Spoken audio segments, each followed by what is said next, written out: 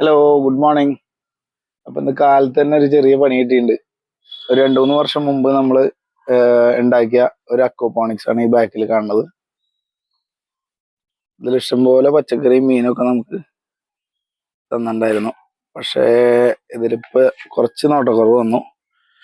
കുളവാഴയൊക്കെ കയറി നിറഞ്ഞ്, കുളവാഴ നമ്മളൊരു തണലിനും വേണ്ടിയിട്ട് ഇട്ടിരുന്നതാണ്. അതൊക്കെ കയറി നിറഞ്ഞ് ഇപ്പൊ കുറേശ്ശെ മീനുകളൊക്കെ അവിടെ ഇവിടെയൊക്കെ ചത്തു. എസ്പെഷ്യലി ഇപ്പൊ മഴ പെയ്ത് കഴിഞ്ഞപ്പോൾ pH നല്ല മാറ്റം വന്നിട്ടുണ്ടാവും. അപ്പോൾ ഇന്നലെ മീൻ തീറ്റ എടുക്കാണ്ടായപ്പോഴാണ് നമ്മളിത് നോക്കണത്. അപ്പോൾ മീനുകൾ അവിടെ ഇവിടെയൊക്കെ ആയിട്ട് ഓരോന്ന് ചത്തു. ഇനിയിപ്പോൾ നമ്മളിതിനെ മൊത്തം ക്ലീൻ ചെയ്യാൻ പോണ്. കുളവാഴ എടുത്ത് കളയാണ്. കുളവാഴ 1-2 പീസ് നിർത്തി ബാക്കിയെല്ലാം എടുത്ത് കളയാൻ പോണ്. അപ്പോൾ ബാക്കി ക്ലീൻ ചെയ്തിട്ട് കാണിച്ചു തരാം. ഇപ്പോൾ കുളവാഴയൊക്കെ എടുത്ത് കളഞ്ഞ് കഴിഞ്ഞപ്പോൾ ഇത്രയും കുളവാഴ ഉണ്ടായിരുന്നു. ഇതൊക്കെ നമ്മളെടുത്ത് മാറ്റി കഴിഞ്ഞപ്പോൾ താഴെ നമുക്ക് മീനുകളെയും അതിൻ്റെ കുട്ടികളെയൊക്കെ കാണാം.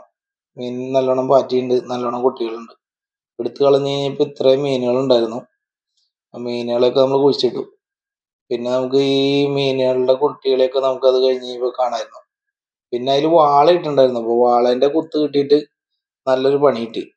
ഇപ്പം നല്ല വേദനയുണ്ട്. അത് ഞാൻ ആ പമ്പിൻ്റെ സ്ട്രെയിനറിലുള്ള കച്ചറ എടുത്ത് കളഞ്ഞ.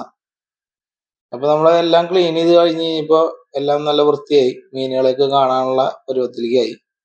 നല്ലോണം ക്ലിയർ ആയിട്ടുണ്ട് വെള്ളം.